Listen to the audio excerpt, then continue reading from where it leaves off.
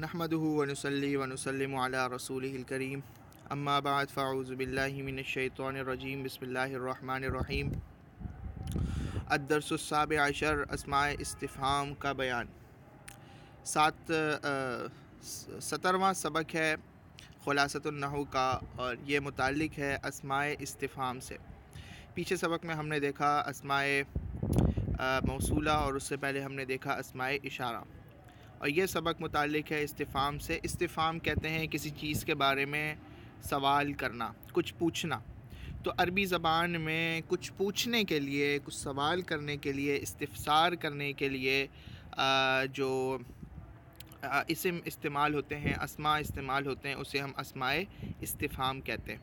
تو یہ بھی جو ہے انہی اسماء سے متعلق ہے یہ سبق، تو اس کو ہم پڑھتے ہیں، شروع کرتے ہیں۔ کہ سب سے پہلے اس کی تعریف ہے، وہ یہ ہے کہ جس اسم کے ذریعے کسی چیز کے بارے میں سوال کیا جائے اسے اسم استفہام کہتے ہیں۔ جیسے کیف حالک این تذهب، تو کیف حالک یہ بڑا آسان سا اور ایک بہت زیادہ بنیادی سا جو ہے وہ ایک اسم ہے۔ یہ عموماً ہر کسی کو یاد ہوتا ہے، لوگ بولتے بھی ہیں۔ تو یہ ہمیں سمجھ لیں کہ کبھی بھی ہم کیفا جب اپنے زبان میں لے کے آئیں گے، استعمال میں لے کے آئیں گے، تو کیفا کا مطلب ہمیشہ حال پوچھنا ہی نہیں ہوتا، بلکہ اس کا مطلب یہ ہوتا ہے کہ آپ سوال کر رہے ہیں۔ کیفا کے ذریعے سے آپ کسی بھی قسم کا سوال کر سکتے ہیں عربی زبان میں۔ اب وہ اس کی کیا شرائط ہیں وہ تو آپ آگے پڑھیں گے، لیکن ابھی آپ ذہن یہ میں بٹھا لیں کہ کیفا کا مطلب صرف حال پوچھنا نہیں ہے، بلکہ کیفا بہت سے سوالات کے لیے استعمال ہو سکتا ہے۔ ویسے این تذهب، کیف حالک کا مطلب عموماً لوگوں کو پتہ ہوتا ہے، کیف حالک کا مطلب ہے تمہارا کیا حال ہے۔ تو کیف اصل میں اس میں استفہام ہے، اور این تذهب اس کے اندر این جو ہے وہ اس میں استفہام ہے، اور اس کا مطلب ہے کہاں، تم کہاں جا رہے ہو، اس کا یہ مطلب ہے۔ تو ان کے مطلب بھی ہم سمجھیں گے اور ان کا استعمال بھی۔ تو سب سے پہلے تو ہم سمجھتے ہیں کہ اسماء استفہام کتنے ہیں، اور ان کو ہم پڑھتے ہیں۔ تو پہلا ہے من۔ من کا مطلب ہوتا ہے کون، اور اس کو استعمال کریں گے جملے میں اس طرح جیسے من جاء، کہ کون آیا۔ دوسرا ہے ما۔ ما کا مطلب ہوتا ہے کیا، اور اس کا جملہ ہم بناتے ہیں ما بیدک، کہ تمہارے ہاتھ میں کیا ہے۔ تیسرا ہے ایون، اس کا مطلب ہوتا ہے کون سا، ای رجل جاء، کہ کون سا آدمی آیا۔ چوتھا ہے ایتن، کون سی، فرق اس میں مذکر مؤنث کا ہے صرف۔ ایت امرأۃ قامت، کون سی عورت کھڑی ہوئی۔ ماذا، پانچواں ہے ماذا، اس کا مطلب ہے کیا۔ ماذا فی جیبک، کہ تمہارے جیب میں، تمہاری آستین میں کیا ہے۔ چھٹا ہے کم، کتنا، کتنے۔ کم کتابا لہو، کہ اس کی کتنی کتابیں ہیں۔ تو یہ چھٹا ہو گیا۔ ساتواں ہے کیفا، اس کا مطلب ہوتا ہے کیسا، کیسے، کیسا۔ کیفا انت، کہ تم کیسے ہو۔ آٹھواں ہے متا، کب۔ متا تذهب، تم کب جاؤ گے۔ نواں ہے اینا، کہاں۔ اینا زید، کہ زید کہاں ہے۔ دسواں ہے ایانا، کب۔ ایانا یوم الدین، کہ قیامت کب ہوگی۔ 11واں ہے انا، یعنی کہاں، کیسے۔ انا تجلس، کہاں بیٹھو گے۔ انا تفوز ولم تجتہد، کہ تم کیسے کامیاب ہو سکتے ہو جبکہ تم نے محنت نہیں کی۔ تو یہ 11 اسمائے استفہام ہیں، ان کو یاد کریں اور ان کو موقع مناسبت کے ساتھ ان کا استعمال کریں۔ اب اس کے ہم قاعدے پڑھتے ہیں۔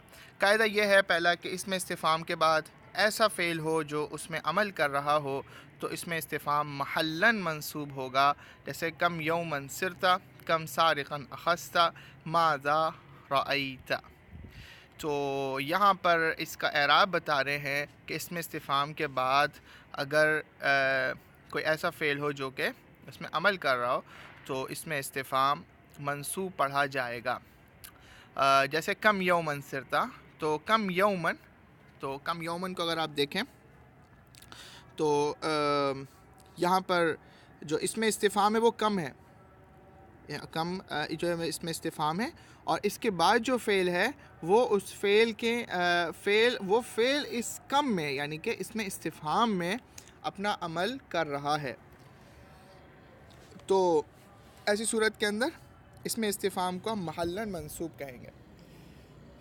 دیکھنے میں تو یہ کیا ہے جو ہے اس وقت یہ مجزوم ہے, اس کے اوپر کوئی حرکت نہیں ہے, کم میم کے اوپر آپ دیکھیں تو کوئی حرکت نہیں ہے, لیکن یہ محلاً منصوب ہوگا. اور اسی طرح کم سارقہ نخستہ اور ماذا رأیتا, یہ ساری مثالیں اس میں انہوں نے دی ہیں, چونکہ ان میں تمام افعال جتنے بھی ذکر کیے گئے اخذتا, رأیتا اور سرتا, یہ تمام افعال وہ ہیں جو کہ اسماء استفہام کے اوپر اپنا عمل دخل کر رہے ہیں. دوسرا ہے اس میں استفہام سے پہلے حرف جر یا مضاف آ جائے تو اس میں استفہام محلاً مجرور کہے گا. محلاً دیکھیں, یہ محلاً یہ آپ کے سامنے پہلی مرتبہ آیا ہے. محلاً کا مطلب کیا ہوتا ہے یہ سمجھ لیں.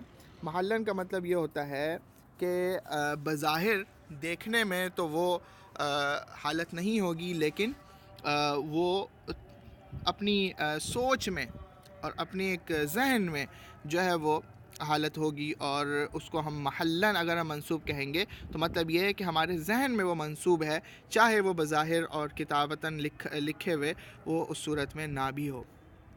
تو اگلی انہوں نے جو اس میں استفہام کا بتایا وہ یہ ہے کہ اگر اس میں استفہام سے پہلے حرف جر یا مضاف آ جائے تو اس میں استفہام محلاً مجرور کہلائے گا. جیسے بمن مررتا, غلام من نصرتا. تو اب دیکھیں بمن, من اس میں استفہام ہے اور اس سے پہلے کیا آ رہا ہے, غور کریں, اس سے پہلے آ رہا ہے با حرف جر, اور غلام من نصرتا یا سوری غلام من نصرتا. تو غلام اس میں جو ہے یہاں پر مضاف ہے, اس میں مضاف, اور من اس کے بعد ہے, تو لہٰذا اس میں استفہام سے پہلے مضاف آ رہا ہے. تو ایسی ان صورتوں کے اندر جب اس میں مضاف سے اس میں استفہام سے پہلے اگر مضاف آ جائے یا حرف جر آ جائے تو ایسی صورت کے اندر جو اس میں استفہام ہوگا وہ محلاً مجرور ہوگا, محلاً. لیکن بظاہر آپ دیکھیں تو من اپنی جگہ پہ قائم ہے, اور من دونوں صورتوں میں, حرف جر کی صورت میں بھی اور غلام جہاں پہ اس میں مضاف آ گیا اس کی صورت میں بھی اپنی جگہ پہ قائم ہے, لیکن محلاً وہ مجرور کہلائے گا, چونکہ یہ موقع ایسا ہے کہ جہاں پر جر آ جانا چاہیے. تیسرے نمبر پہ کہتے ہیں کہ اگر مذکورہ دونوں صورتیں نہ ہوں تو اس میں استفہام محلاً مرفوع کہلائے گا. یعنی کہ یہ صورت بھی نہ ہو جو 2 نمبر پہ آئی, اور جو 1 نمبر پہ آئی یہ صورت بھی نہ ہو, تو ایسی صورت میں اس میں استفہام محلاً مرفوع کہلائے گا. جیسے کیف زید متی سفرک ما رأیتہ من نصرتہ. تو دیکھیں یہاں پر کیفہ بظاہر تو وہ منصوب ہے, لیکن حقیقتاً جو محلاً ہے وہ مرفوع ہے. متی سفرک یہاں بھی اگر آپ غور کریں تو آپ کو محسوس ہوگا کہ یہ منصوب ہے, چونکہ اس کے اوپر جر وغیرہ نہیں آ رہا, نہ ہی تو جو ہے وہ سوری اس کے اوپر نہ تو جر آ رہا ہے نہ رفع آ رہا ہے, بلکہ اس کے اوپر نصب کی کیفیت ہے. لیکن یہ محلاً یہ مرفوع ہے. اس کی وجہ کیا ہے کہ یہ ایسی جگہ پر آ رہا ہے جہاں پر مبتدا آتا ہے اور مبتدا مرفوع ہوتا ہے. اور ما رأیتہ من نصرتہ, یہ مثال ہے. چوتھے نمبر پہ خیال رہے کہ ایون اور ایتن معرب ہے, لہٰذا ان کے اعراب لفظاً آئے گا. معرب سے مراد کیا ہے کہ یہ اپنی اعراب کے بدلنے سے ان کی حالت بدل جاتی ہے, اور جب کلام کے اندر ان کو استعمال کیا جاتا ہے تو اس صورت کے اندر ان کا جو اعراب ہوتے ہیں وہ لفظاً نظر آتے ہیں, محلاً نہیں ہوتے. یعنی یہ اس کو الگ سے ذکر کرنے کا مقصد یہی ہے کہ اس کے علاوہ جو من, ما اور الذی, اللذانی, یہ جو جتنے بھی اسماء استفہام ہیں یہ ان کے اعراب محلاً اور جو ہے وہ ذہناً آ سکتے ہیں, لیکن ایون اور ایتن کا جو اعراب ہوگا وہ معرب ہوگا اور لفظوں کے اندر ہی ظاہر ہوگا.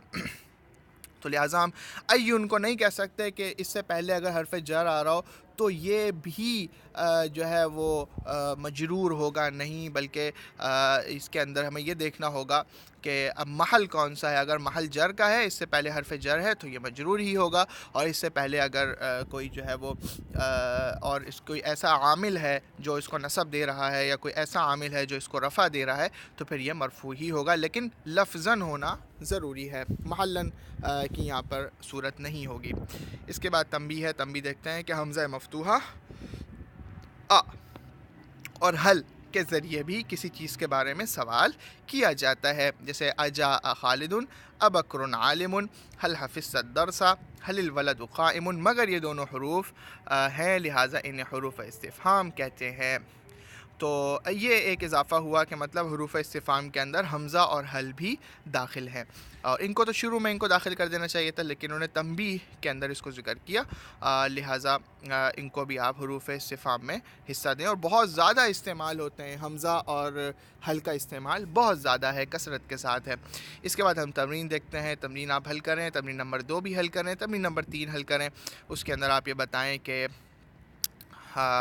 درج ذیل جملوں میں اسمائے استفہام کا اعراب بیان کیجیے۔ تو دیکھیں گے ماذا قلت، سب سے پہلے آپ نے بتانا ہے کہ ماذا قلت، تو یہ ماذا اس میں استفہام ہے، اس کا کیا اعراب ہے؟ یہ مجرور ہے، منصوب ہے یا مرفوع ہے؟ اب آپ نے دیکھنا یہ ہے، غور یہ کرنا